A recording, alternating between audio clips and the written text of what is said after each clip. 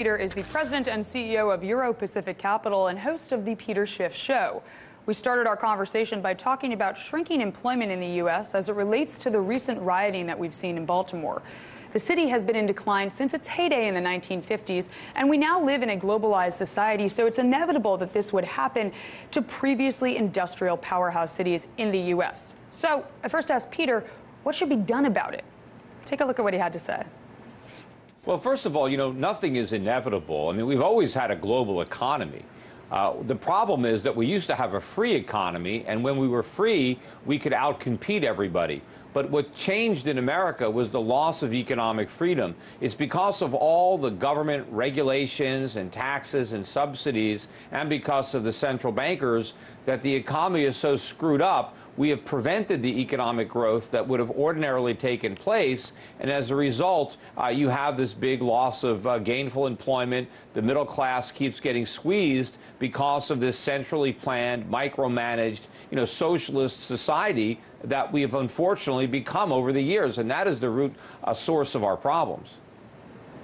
Peter, the chief operating officer of the Baltimore Orioles recently voiced his opinion about what's going on in the city by relating the hopelessness in Baltimore to the export of U.S. manufacturing jobs abroad, specifically to China. So I want to ask you, do you think the Trans-Pacific Partnership deal can work in safeguarding American jobs in this context, or will it, hasten deindustrialization? Well, first of all, the reason that so many jobs have left is because they've been chased out. It's the taxes and the regulations and the legal system that we've created that make it so difficult to actually manufacture anything in the United States. But if you go back to the manufacturing, heyday of the United States, when we were flooding the world with low-cost, high-quality manufactured products, we had the highest wage rates in the world. So it's not the labor cost that's undermining the U.S. economy. In fact, on a relative basis, American workers are paid a lot less today than they were 50, 60 years ago on a global scale. But what American manufacturers have to deal with today that they didn't have back then is this gigantic government that is making us so uncompetitive. Unfortunately, these trade deals are more gimmicks. And they're not going to do anything to solve the underlying problem. And so, unfortunately, it's going to get worse. And you brought up, wage disparity and less wage growth if you look at how it's been 60 years ago to today. So talk to me about this. We all know that the cost of living here in the U.S. has gone up, and wages, they aren't rising with that cost of living increase. So, how does this factor into what we're seeing in places like Baltimore today?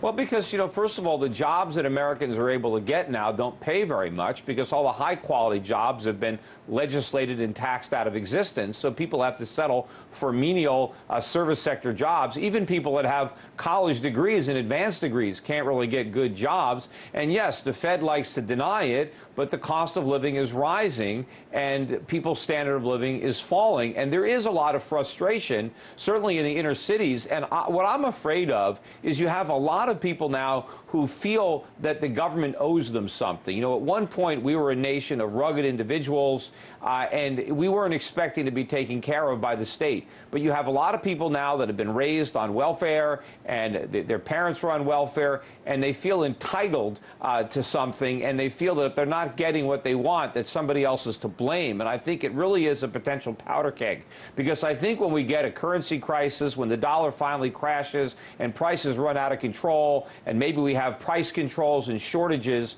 I am very concerned about the way people are going to react to these circumstances and who they're going to blame. Now, let's turn to Europe for a minute. I'm going to ask you point blank.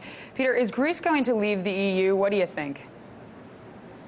Well, the EU or the Eurozone, because I think, they're two separate. Eurozone. Thank you. Yeah.